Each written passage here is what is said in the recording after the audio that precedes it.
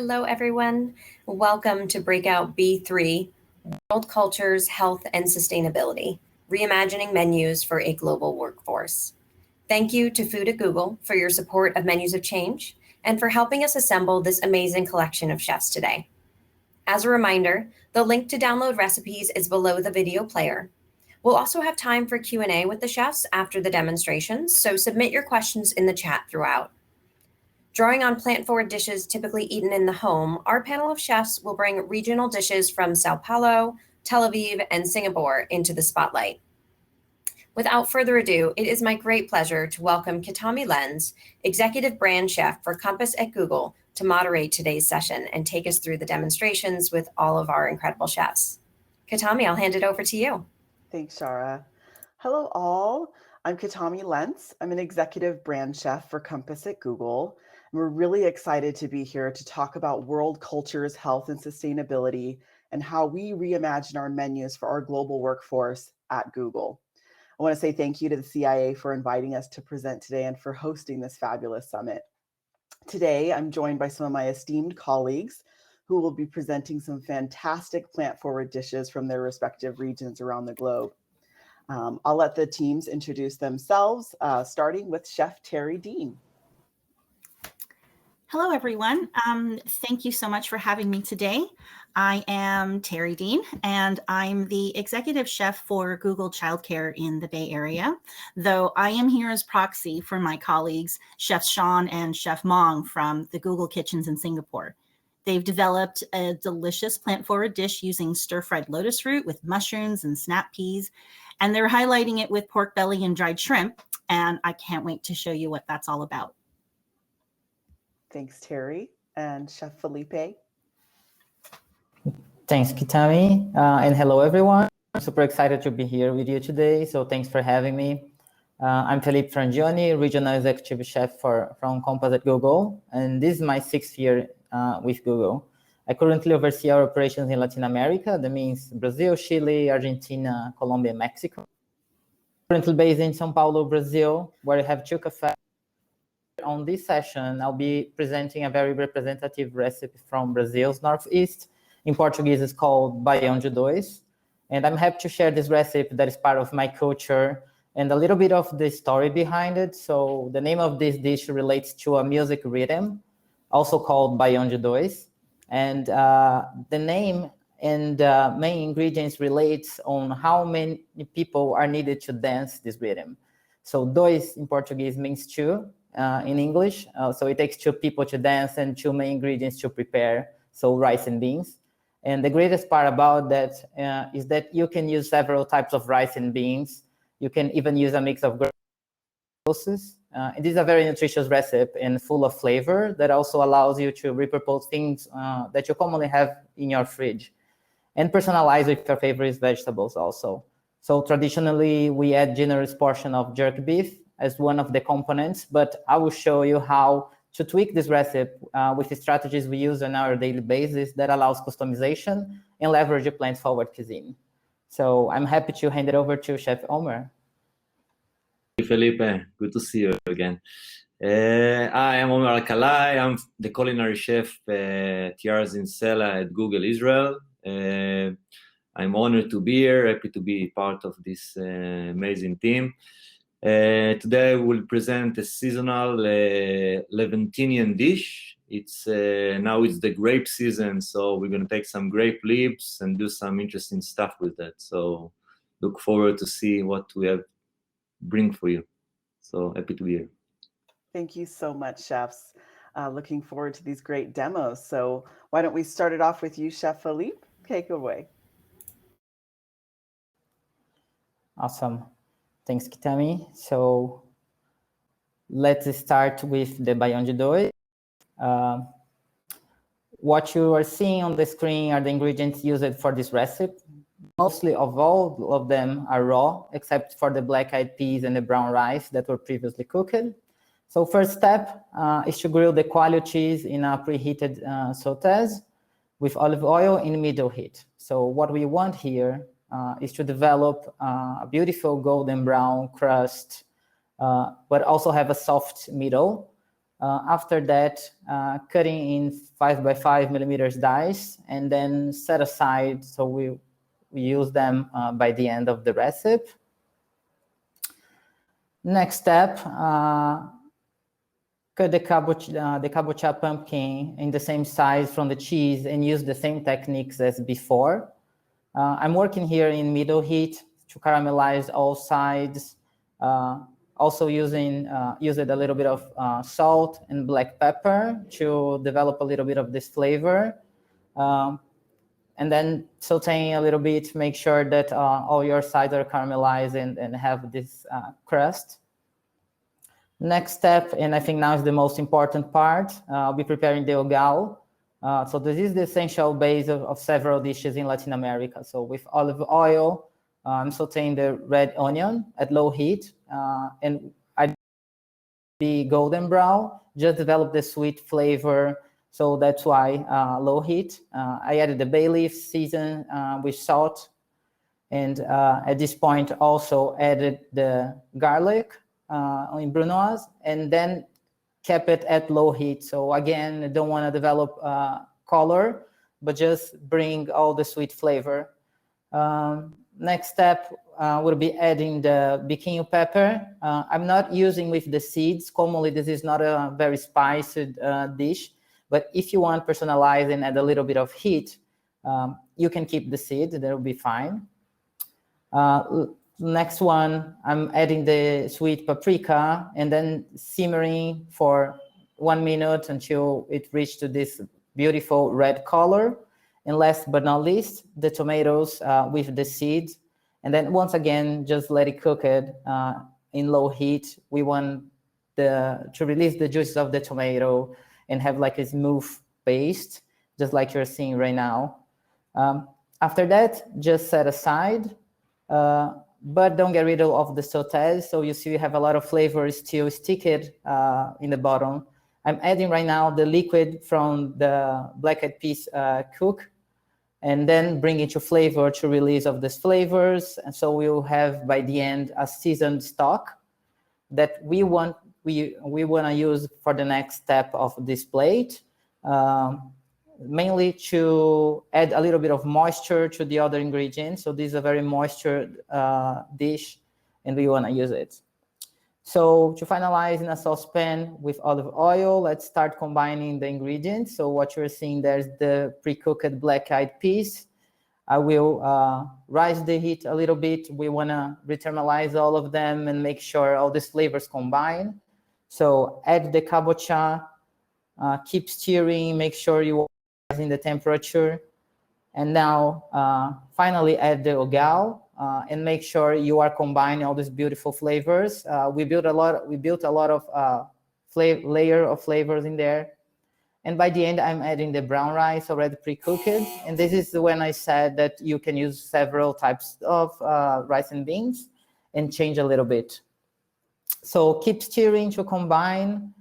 We want all these flavors together. Let's add the seasoned stock to bring more humidity, and we also bring more flavor from these beans. By the end, I'm topping with scallions to bring more freshness to the dish, and after that, chop finally some coriander as well, fresh coriander. So we are bringing much more flavor, fresh flavors for this recipe. Keep stirring, combine everything together, adjust salt, black pepper if needed, but just make sure that you are keeping the moisture with the stock.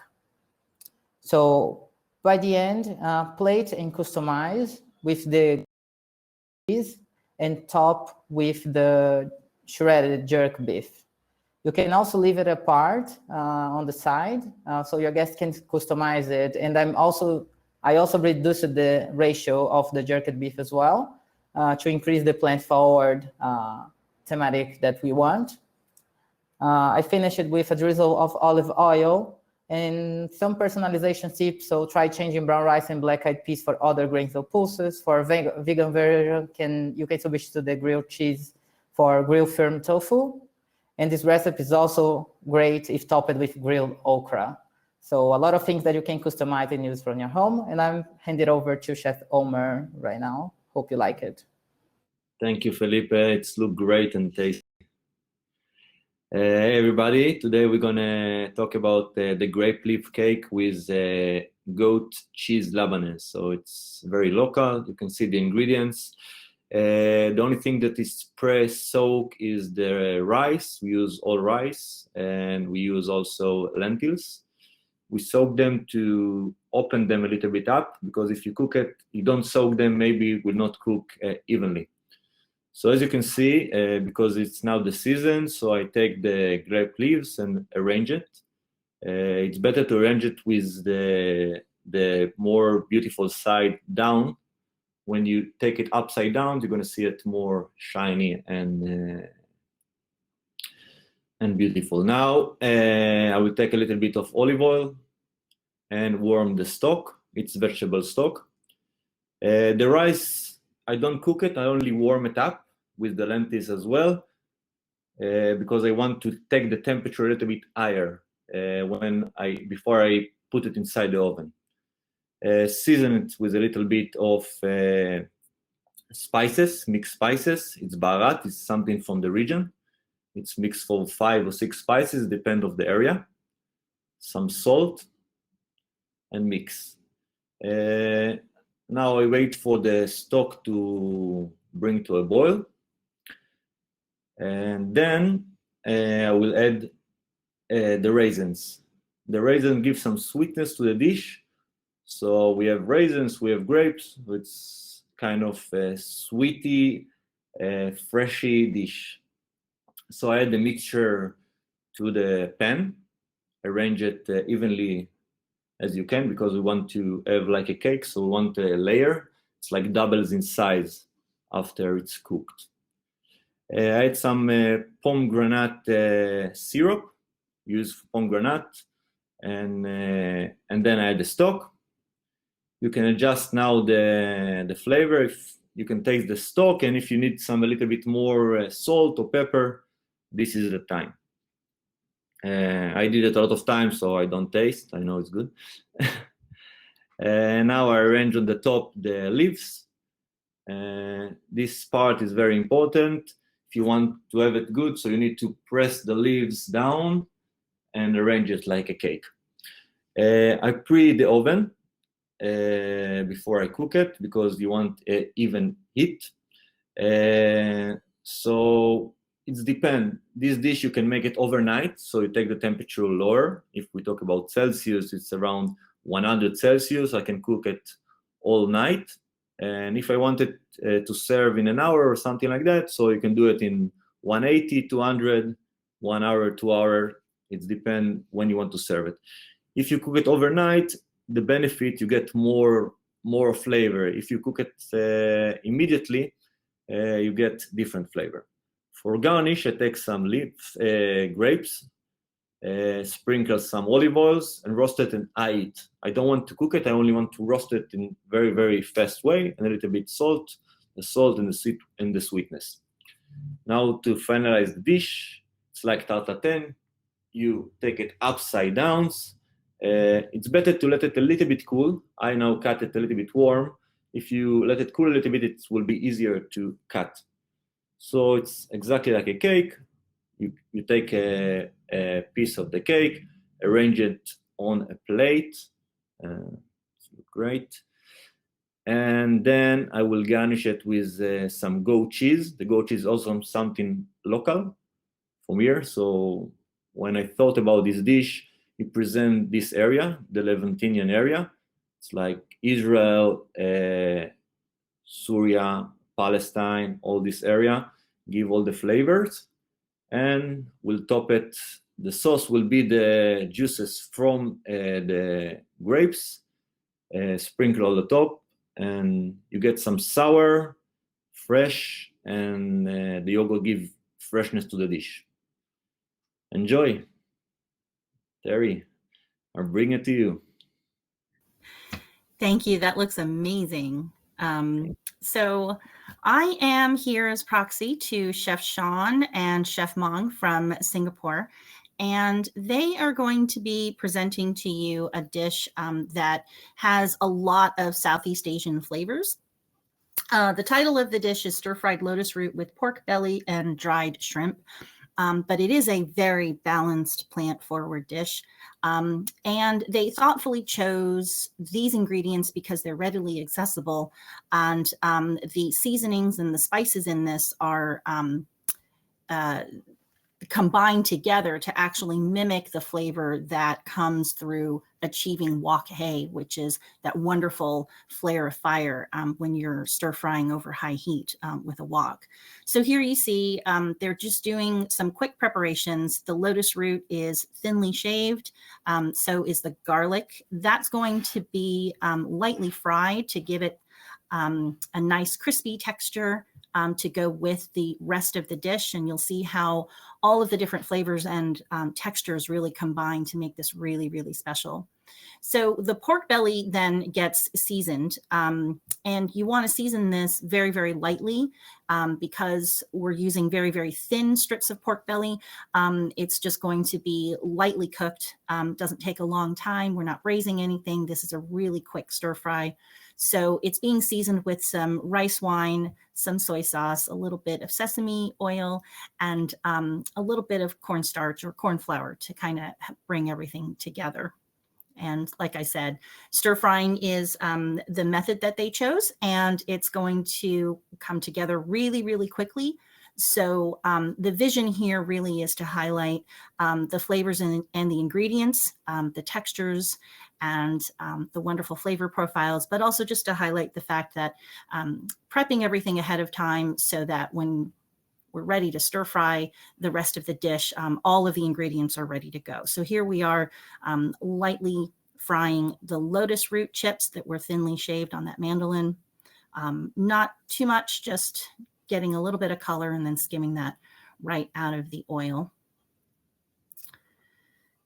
And if you've never had a fried lotus chip right out of the oil sprinkled with a little bit of salt, you're really missing out on something. It's not as crunchy as a potato chip, but it has a really wonderful texture in and of itself, and it's a really mild flavor.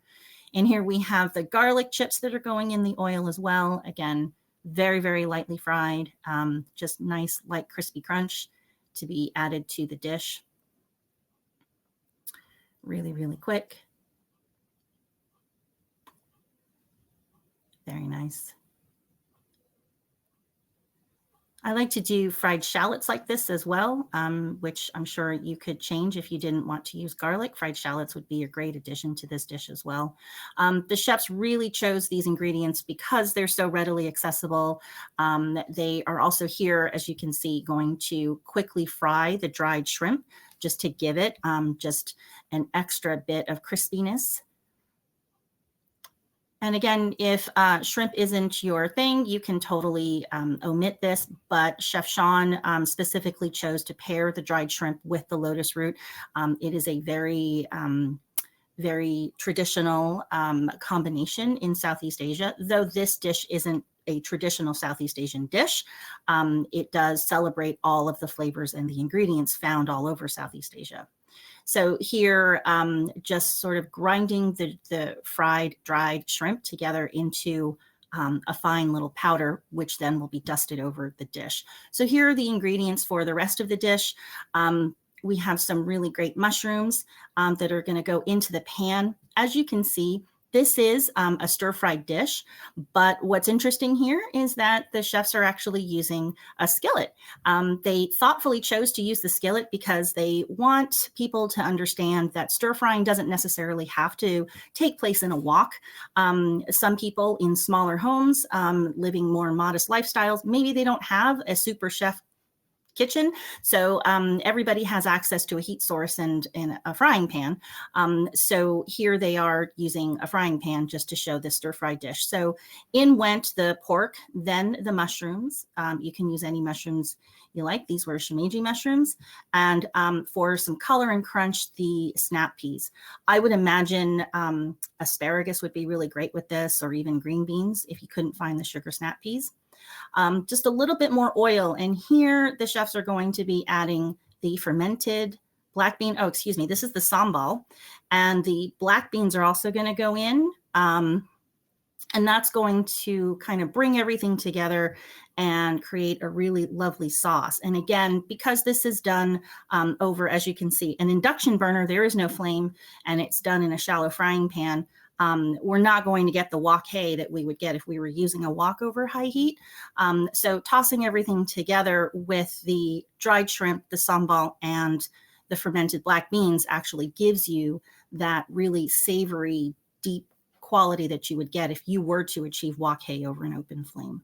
So everything gets tossed together, and then the lotus chips go in, as well as the garlic chips. As you can see, this whole thing comes together in just like 3 minutes, really, really fast. And then it's very simply plated, and I could eat that whole thing.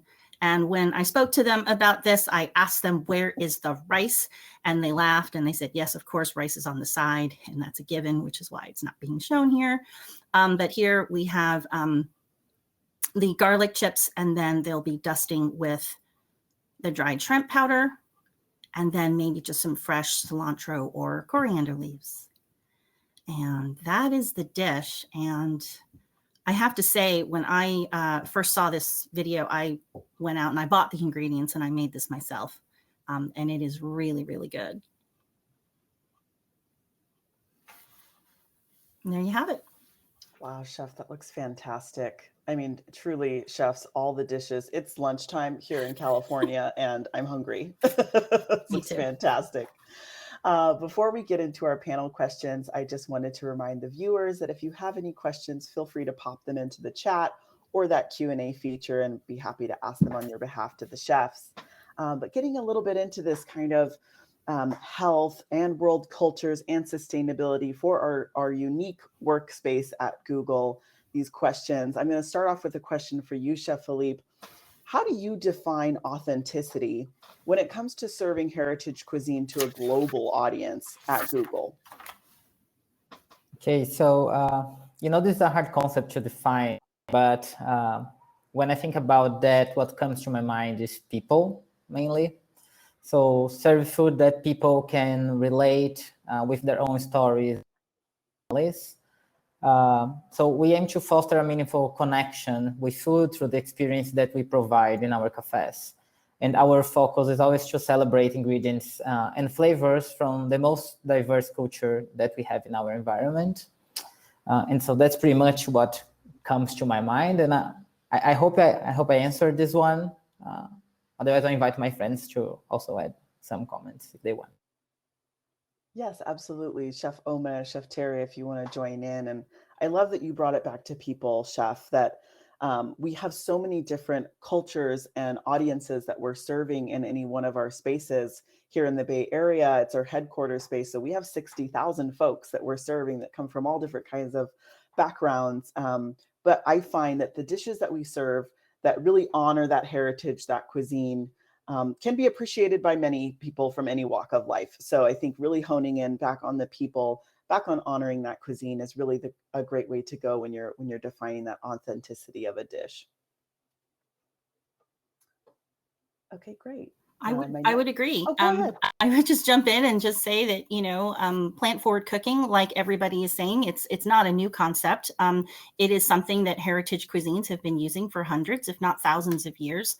And so for us in the Google Childcare Kitchen, authenticity really means celebrating the season of the vegetables, whatever's in season at the peak of the season. And, we don't use a lot of spices. Children's palates are still developing. And so things are toned down a lot. But what I have noticed, especially when we go through and we taste the dishes before they're being served, is that, the beautiful quality of the vegetable comes alive. And when you put that together with another combination of a vegetable, that speaks to a heritage cuisine. And because of the vegetables that are grown in certain regions, that's something that I'm really hoping comes across with the educators and the children that we are feeding. Yes, absolutely. And Terry, that really feeds into my next question I had for you, which was, can you share some of the focus areas that you have when you're menuing around sustainability, but also trying to maintain cultural accuracy? And is that a challenge for you, or is it a little bit easier when you're talking about cultural foods? I think because we're in the Bay Area, we're really lucky to have such access to all kinds of foods and produce and spices and seasonings. And for children, they don't necessarily know culture and cuisine. They just know what good food is. And we try to celebrate different cultures. We have a daily changing menu, and we have a 4-week menu cycle that's repeated over the next 4 weeks. So we call that the 8-week menu cycle. And I try to theme each lunch meal with a different type of cuisine or region of the world. And so, we did Morocco yesterday, and we did a lot of chickpeas and eggplant with very lightly spiced usage. So we can't overspice things, but if it's there, then I can say that, this was North African in flavor profile. We use olives with the chickpeas and eggplants. And we serve couscous on top of that with roasted carrot. And, it's just a nod to North African flavors, but certainly it does take your imagination somewhere if you're being told this is what we're going to have, and this is a Moroccan menu. That's fantastic. I love that modified approach, because you are working with those young palates, right? And kind of exposing them to new things, but without too much of a shock. I think that's a really great approach. My next question for you, Chef Omer, what are some ways you and your teams keep health and wellness in focus when working with more traditional cuisines? Oh, it's a beautiful question. I think it's even easier when you think about it, because when you back to the roots, I can look at my country, for example. The most popular dish in Israel is pita with hummus. Like not industrial pita, but where you take the whole grain and you take the chickpeas and you eat it together, so you get the whole protein. So when you think about it, it makes sense. You can think about beans and rice, like Felipe showed before. And it's like when you go to the basic, it's planned forward anyway. I think in our time, people eat more, consume more and more beef and more in a way that never exists in the world. We don't eat so much. And I think today, also in science, they talk a lot about the microbiome and all the digestion system.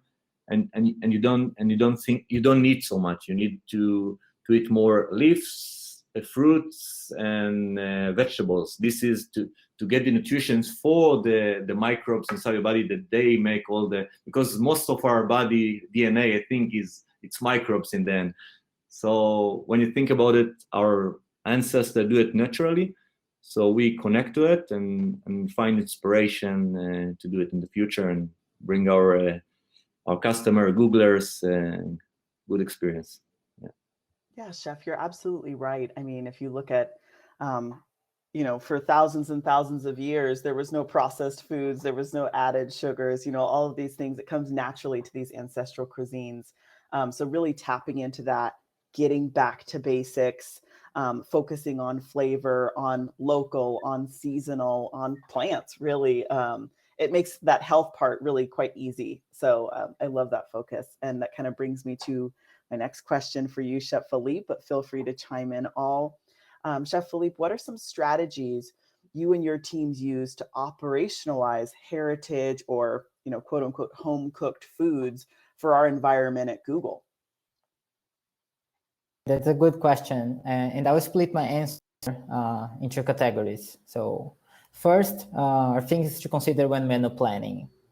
And then what I consider and the strategy that I use is definitely preference local and responsible producers. So everything that is near to your office or what's representative in your city where you're based. So go local, go seasonal, and select products that are in the peak of the flavor and that goes with seasonality, right? So I usually go to or frequent market fairs, where we commonly use what's on the season, so, and get connected with the producers. So I think this is very important to consider. Also leverage ingredients from agrobiodiversity. I know Chef Omer we're talking about microbiome, and so this is definitely a topic and a strategy to use, and bring all of these ingredients that cause no harm to the earth, and incorporate these in our menus with more frequency. And leverage recipes from global cuisines that are naturally plant forward and highly nutritious, and also looking into my culture, everybody's culture, basic dishes, I said before, so they are naturally plant forward, and we all rely on that, and they are the base of the they are the base of food, so how people really get fed.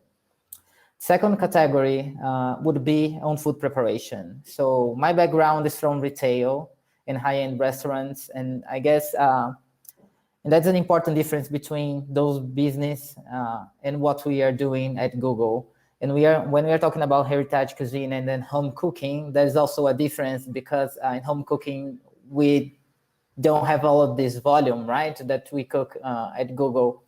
And so to achieve the same levels of flavor, there is a need to translate techniques and in home recipes to operate in this large scale, especially with efficiency, right? So mise en place is a key in everything, and maximize the use of equipment that we have. So for instance, the ovens in our kitchens just work a lot. And how do we find opportunities on these recipes to par cook vegetables as part of our mise en place, to develop flavor with more efficiency in large batches. So I think this is definitely a new set of skills that we need to develop. So, and this is the difference from home cooking and how to translate this in our environment. And then definitely how to bring this together. For instance, we don't have a lot of time to work on reductions, stocks, and all of that. And then how do we use this new set of skills to bring in these flavors into our environment? So I think that's it. I love that, Chef. And I really love that you are focusing on flavor. Just because we're preparing in large batches for our large audience doesn't mean we need to sacrifice anything when we're talking about these heritage cuisines. And with those large audiences, we do have larger teams. And it brings me to my question for you, Chef Omer. How do your teams respond to preparing a range of global cuisines and flavors? And do you face any challenges in training to preparing those dishes?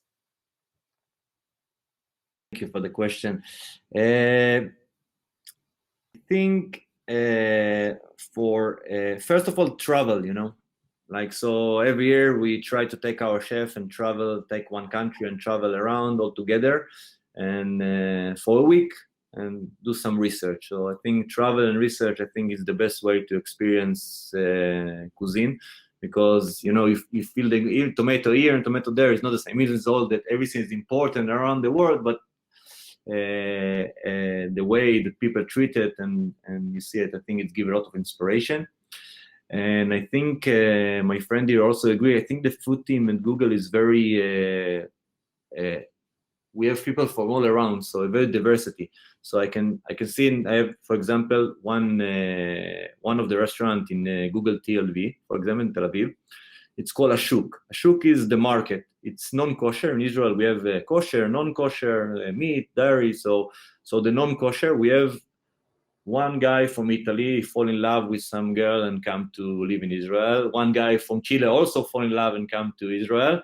And we have one immigrant from Eritrea that needs some secure from run out of his country. One guy from Kenya and another guy from France. And we have like 6 cooks, everyone in different country.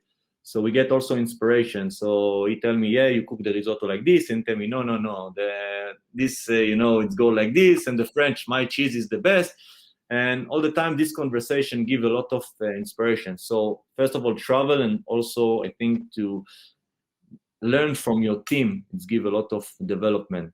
And like Terry said before, the food team at Google, we do a cycle menu, and the cycle menu, it's like a play. You come to a play, and every day is different shows. So one day you are in Thailand, one day you are in Japan. So I think it's give us a big privilege to cook so much, because before I cooked for 10 years in French restaurant, high-end, cook all the time, butter. And then I'm like, okay, you have some soy sauce, you have some miso, and, really enjoy. So I think Google Food Program give me a lot of experience. It's like, and also I think the Googlers themselves, they travel all around the world, and they know, I ate this in New York, it was not so much. I ate this in São Paulo, it was beautiful. And I think all this knowledge and experience give also enjoy and creativity to the dish.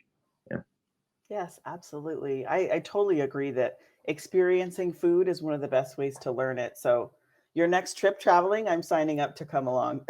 And so is Tara. It looks like we're all going. Okay, with just a few minutes left, my final question for everyone is, what is your current muse and inspiration when you're creating recipes and menus? I'll start with Chef Terry, then we'll go to Felipe, and then Omer to finish out. So I started out as a self-taught home cook. I watched cooking shows on television. I went to cooking demonstrations in retail stores, and I read a lot of recipes in the food section of newspapers and magazines and cookbooks. And cookbooks for me are my muse. I have a very extensive collection of cookbooks. The one that I'm reading right now is by Hetty McKinnon. It's a love letter to the Asian cuisine. It's called To Asia with Love. It is primarily a vegetarian cookbook. There's no meat represented in the cookbook, but all traditional recipes and dishes reimagined for things that are using more plant-based proteins and other really fantastic Asian vegetables. I'm really loving that. I read a few pages of that before I go to bed every night, and it's my inspiration. It's cookbooks really do bring a lot to my vision and my landscape. Awesome. So I guess it's my turn. So I would say that visiting restaurants and eating out. So this directly connection with food and all kind of ingredients are really an inspiration for me. And as chef, for new flavors and textures, right? So I like to visit my colleagues and taste what they are up to. Most of the times, then the meal is just amazing. Because everybody has a different background and gets inspired by different cuisine types or are from different places, just like Chef Omer said before. And sometimes when I finish my meal, I just feel that I traveled to another place without leaving the restaurant, and that's just awesome. And besides that, this really allows me to understand a little bit more about new trends and understand how people relate to food and even myself. So this is my muse, like eating out. So we are coming up on time, but let's hear from Omer quickly before we wrap up. All right. No pressure. So I think for me, the last inspiration, I was in the weekend in Uri Meir Chizik. He's a guy that is a historian of food, and he's research for old food. And his last book, it's called Local Fermentation. So if, for example, take the miso, that is we know from the Asian cuisine, for example, Japan, and then he do it only with wheat from the local ingredients. So you take the fermentation and do it. Fermentation is a big thing in the last decades, I think. So I like Terry book is very interesting, but these guys really make my mind blow. For example, the dish that I did this week, it was a cashew labane, for example. So you take only cashew and salt, and you grind it together with a little bit of water, save it for every couple of days. After 5 days, it's sour. So you get and do balls, put in olive oil, and it's planned forward. It's amazing. I did it today, and I bring some taste. I bring to one person this and one person that. It was awesome. So you should try it on. Awesome. Fantastic. Thank you so much, Omer, and thank you to all of our chefs joining us from the Bay Area and around the world for the demonstrations and your insightful dialogue about bringing these global flavors to your menus. So thank you so much. I'm going to ask our audience to stay tuned for just a moment as our presenters will share there's maybe 2 or 3 words on their top takeaway from this session. But first, I'm just going to tell you we have our closing virtual reception coming up next. In the sessions area, we have Peter Hoffman with a Meet the Author booth and conversation. We still have our networking tab available where you can have a one-on-one video chat with another attendee for 4 minutes. And today's topic is, what is your one big idea for selling sustainable dishes to consumers? We also have our Innovation Hub active, where we have some live culinary demos, insightful presentations, as well as great videos from our generous sponsors. And so we hope you'll all enjoy this closing reception. Also, don't forget to submit your summit evaluation. The link is in the summit chat. Will also be emailed to you. We really value those insights as we plan for next year's program. So with that, I'm going to ask our chefs for maybe a few words on their very top takeaway as our attendees are leaving this session. Katami, I will start with you. Thank you. I think an overall theme we heard here was get back to basics and don't be afraid to get out and experience food. Wonderful. Terry? Thank you so much for having me. I think the top takeaway is food doesn't have to be super fancy, just like what Katami said, back to basics. It needs to celebrate the quality of the produce and bring really wonderful flavors forward. That's my takeaway.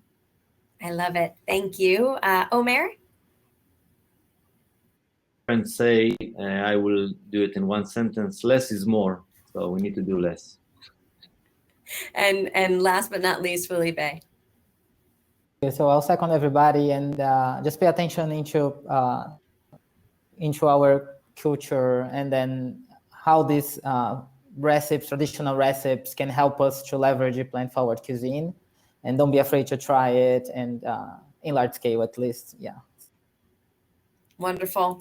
Thank you all so much. Thank you again to Food at Google for making this session possible, and all of our presenters in this breakout as well as throughout the summit. We hope everyone has enjoyed the many insights, practical strategies, inspiration, and networking with colleagues over these past 3 days.